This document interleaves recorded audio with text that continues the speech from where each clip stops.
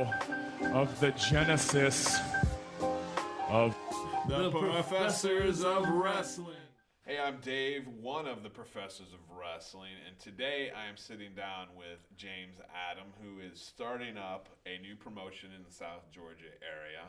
And that one, as we've learned, if you've listened to the podcast, it's not Rochester Adrenaline Wrestling, it's Rockstar Adrenaline Wrestling. Thanks for joining us, James. Nice to do it, Dave. Oh, I know it was a little bit of a trip from you, from Douglas, but Yeah. we sure appreciate it. Those that don't know, we've had these discussions going on behind all the magic that we do at the Professors of Wrestling. But also, we've mentioned it a little bit on the podcast, so I was saying, go back and check out previous episodes. For those that don't know any of your history in wrestling and know that there are some other promotions in the area, can you give us a little bit of a background? Originally, I grew up, I'm from Daytona Beach, Florida. So I grew up with the Gordon Soley era in wrestling and all that, Florida Championship and then Georgia Championship. About 4, 5, 6 years ago, I got started with a smaller company and working my way in the door, I started security.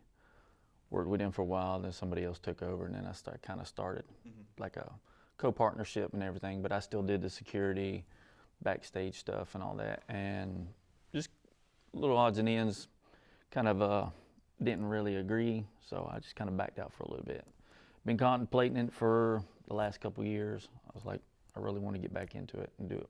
So decided I'll just start my own one up. So there's a lot of cities in South Georgia. I mean, we go to Pavo, we've been over in Nashville, we've been to Tifton, or Sparks. Why have you picked Douglas as the place for Raw to be based out of? That's where I live currently. So right now I'm just gonna focus as being in Douglas. Okay.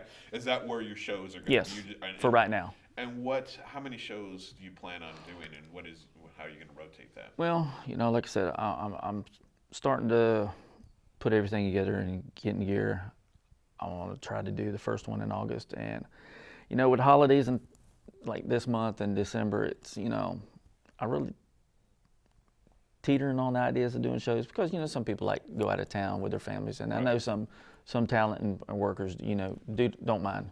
So I'll cross that later when I get there. But the first 2 shows, August and September, is mainly where I'm focused at. So what was your motivation to kind of like go from security? To me, that seems like a big jump from security, running kind of like back of the house stuff, to now being the CEO, the runner of of a promotion. It's just the passion in me. I've seen ins and outs from being behind, and it's just the ideas that floating around in my head. I can envision it, and that's why I just like, the only way I can do it, because nobody would, I try to throw the ideas out, me into some of the other towns, but it didn't get nowhere. So I said, I'll just do it myself, and that way, if I fail, I fail. If I don't, I don't. But right. I know, for me personally, that was the goal I tended out to do, to try to get that started. So what does this mean to you? And maybe that wasn't very clear in that sense. What does Raw mean to you? What is Rockstar? It's an extension of the passion I have for the business. And what's inside, I want to put it out there and get a visual of it to, for the fans, the talent, and everybody else. When you look at these promotions and when we talk about it on the podcast, we always look at particularly in a regional or in a very small independent. Some of them are very like I would say like spine busters, very specific to Valdosta. SWA is very regional and kind of like the North Florida, South Georgia, a little bit farther up, maybe like Albany, and stuff like that. So those promotions definitely have goals in mind. What goals do you have for your promotion? For the first year, get established, get a following. That way, word of mouth spreads. And talent and other workers can maybe check it out and say, okay, we'll follow him, see how he's going, and see how the crowds are and what other talent that works there and stuff. What would you define, or how would you define success for Raw?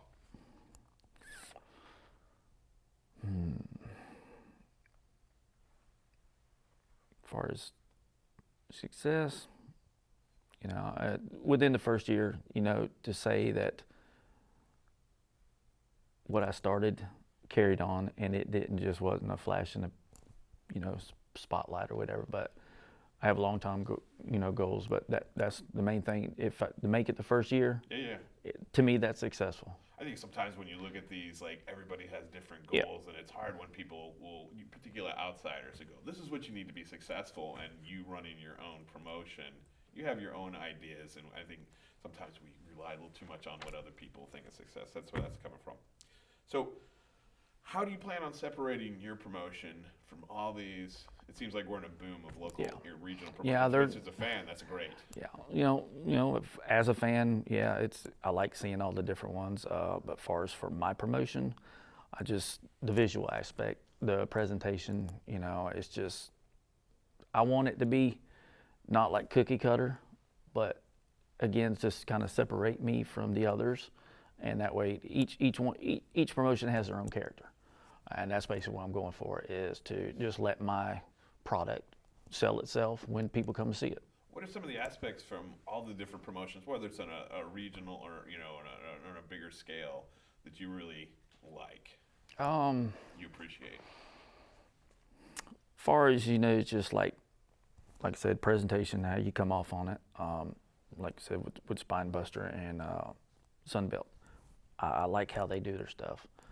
I'm not trying to follow in their footsteps, but along the guidelines of it, they got it going on, and they've successful at it. I know Brooks has taken a break and everything, but it's just getting the product out there and just doing what I can to establish my name in the industry. And there's several from lower all the way up to, like, in North Georgia, how some of them promotions are. I don't see a lot of it down here except with the couple that I mentioned. Right.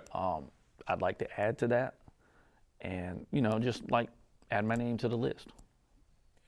What goes on behind the scenes that a fan or Mark, whatever you want to call him, doesn't know happens in creating a promotion? First of all, licensing, insurance,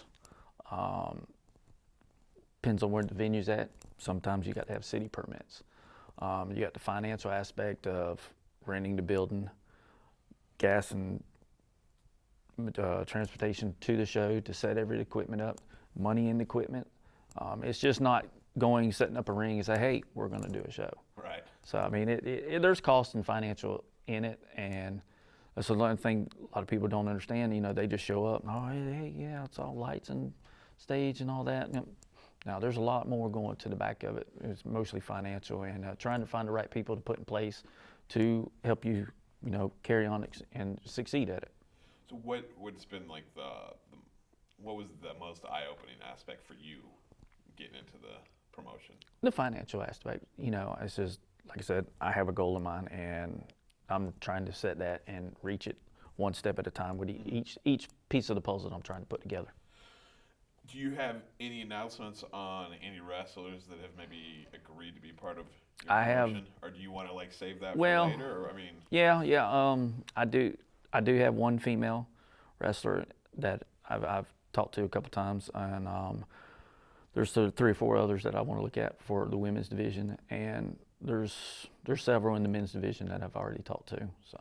What do you think is the most overlooked when it comes to divisions right now? I know Dorian and I definitely talk about this as I'm a big fan of tag teams. Going back to 4 Horsemen, South Georgia and all that, and now you're seeing kind of the rise of women, which is kind of exciting because it's adding a new element to it. Is there anything within that region do you think maybe it's neglected that could probably add value to? I know with the startup with the women's division, and to me in the indie scene, there isn't really a lot of passion towards pushing that, and that's one thing I'm trying to do is make the women's just as equivalent with the men's division, and like tag team too, stables. I love stables growing up, like you said, 4 Horsemen.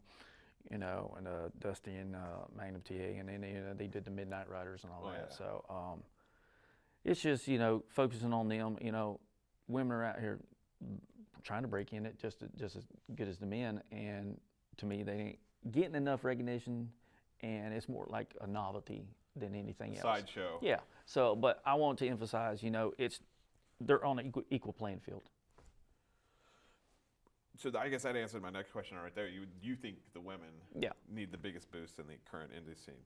On the podcast recently, we've talked about kayfabe. And what do you think the line is? And this is something you probably need to think about as a promoter, Yeah. between the fans and the wrestlers. What is too far? What where do you keep it and all that? There is definitely a line. I've seen it that they can cross it too far. I know some of the talent go out there to egg it on to get the Right. crowd interactive, but sometimes the crowd take it a little too seriously to heart, and if you cross the line and hit the wrestler or talent or whatever, Right. that's pushing a little too far. The verbal stuff, yes, the cursing, however you ever put it, needs to be toned a little bit. I know emotions get high when they're in it, and sometimes it's going to come out, but that line doesn't need to be fan putting hands on the talent and talent putting hands on the fans. So, but It goes back to the insurance problem Exactly. that comes up there. then you got run in with the legal issues, Yes, and yes. I'm not ready to. I don't think tackling anybody that. really No, enjoys nobody. that. What does indie wrestling mean to you? It's passionate. You got all this talent looking to get their name out. It's a platform. Yes, everybody wants to get to the big stage. To me, on the indie scene, just from what I've seen, is there's more passionate now, and than in the big shows. There is passionate there, but it's like I don't know what happens when they get out of the indie to the bigger promotions. It kind of loses a little bit. Okay. I mean, that's just my opinion. And I like to see how the fans interact at local shows, indie shows. And it's because you can see it in them, because it's like a reminiscence of when they're growing up and they're transitioning it to their kids, and the talent that's coming up today, that's making memories for everybody. So it's just about passion. I think we see a lot of families come to these shows. Yep. And it's affordable, and they get tied into it. I mean, that's where you see the passion in it. I mean, we see it when we go to these things. Like, they love to root for the people they love to root for. They love to boo and hate and just yell the most meanest, nastiest things in the world. And I think it's just a great release in this day and age where so much is going on. Yeah, It's exciting to see people get off the internet and go to a live event. So when you mention that, I can appreciate the amount of effort people put into behind the scenes, putting this together, dealing with the talent. And then I think the fans are the benefactors of all that. So I do appreciate all that. You sent us a copy of the belt, and we've posted up, and that's been one of the discussions, is like, what's the best looking belt? And when aesthetics is always a subjective thing. How did you come up with the design for what you did? And we'll post a picture up. Yeah. We'll drop one in. I just love the old winged era The version. of that, but WWF yes, winged era. it just the nostalgic feel to it, the classic look. Yeah. All of my titles will have that. Because I guess from growing up, and it's just the newer belts are okay, but it's just like they don't have that feel to them. As you walking out, it's like everybody just throws over their shoulder and just walks out with it. Right. I wanted to have a little more prestige to it. When whoever wins our first one, I want them to feel like, what, this means a lot. And when they carry it around or, going around and people, conversation starter. You think that's why maybe like people are getting drawn into the NWA is because you see Nick Aldis is bringing that belt thing, and then you're starting to kind of see that Kind of resurgence. yeah in there, and they're kind of excited that's happening in Georgia itself right there where it all came out. For those people watching right here, and if you had to cut a quick promo for your promotion, hyping it up, this is your moment to shine. How would you I'm do not it? good on the spot with stuff like that, but I don't know.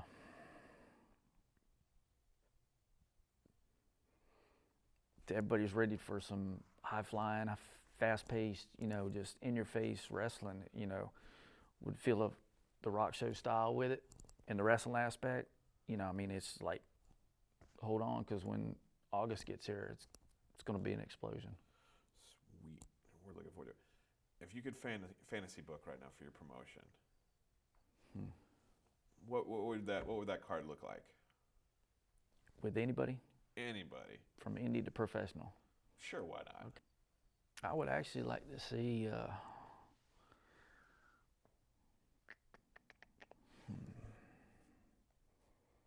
I know there's a lot of hype with Mike Payne running around, and he's good.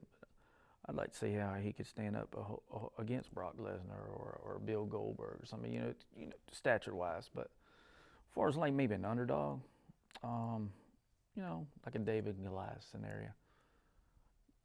Take Johnny Romano. Yeah. I watched him come up because the other promotion I used to work for, he wrestled for us. He's progressed a lot, and I'd like to see him take on, you know, maybe Roman Reigns or Seth Rollins, just to see how that would play out. Mm-hmm. So, Anybody else in the region you'd like to? in the region, definitely Jay Too Strong or Dominic Stuckey and Proc. One of those three, maybe taking on maybe like a legend, just to see how they could go around. You know, like if Randy Macho Man Savage was still alive, or King Kong Bundy, or even the Big Boss Man, you know, from here. So that was just thinking with the old and new, and just to see how the interaction would be. If somebody wanted to come in August, get on the card, get in your zeitgeist, what do some up and coming wrestlers need to do to make that possibly happen? Or even the veterans out there? Oh, send a resume. You know, show me 3 matches at least. You know, I can see how your craft's been honing all these years. You know, touch bases. Just reach out. And where can people reach out to you? I'm on Facebook at Rockstar Adrenaline Wrestling. I do have an Instagram at the same. Not as much, you know, because between job and this, you know, till I add more people to help me out as admins and all that. But just right now, everything's on me. So, but that's where it basically is. Facebook a lot. I'm usually within a few minutes I respond. So. Anything else you'd like to say about your promotion, the journey you're on? It's been a slow learning curve, and then, you know, I said after New Year's it'll be kicking into high gear. I'll be contacting people, you know, that have already reached out, and, you know, sending out invitations to them. Say, hey, you know, I want you to, if it's in the schedule, you know, I want you to come down and do the show, and we'll see how things go and go from there. Well, James, I want to thank you for making the drive here to Valdosta. Sure appreciate it. And we're looking forward to see what's going to happen with Rockstar Adrenaline Wrestling. I appreciate 2020. it. So before I leave, I'd like to show you a presentation of the belt. I'd love to see the belt. We've only seen pictures of it. All So right. It's pretty exciting from our end. Sweet. It is reminiscent. Can I grab it? Yeah. I'm just going in there and Here, taking it. here. I know That's some people fine. are sensitive over there. So it does. I love that eagle. It's so like late 70s, early 80s WWF. And like I said, y'all are the first ones to actually see it in person. Man, I feel like we're getting exclusives here. The professors have come a long way since our very initial episode right here. This is it. This is the belt. I'm going to put this around my, because this will be the only time I'll get to get a wrestling belt, unless we come up with the professor's one right there. But thank you very much. Again, this is the Professors of Wrestling. This is something new we're doing on content we're adding to YouTube. Right. So look forward to a lot of new content that's coming out there, and any feedback you send out to us would be great. We want to be a community. We want to be Taco Bell famous as well. So let us know if there's something you want to see us do, and as long as it's, you know, within reach and reason, we're going to make it happen. I'm Dave, just a professor.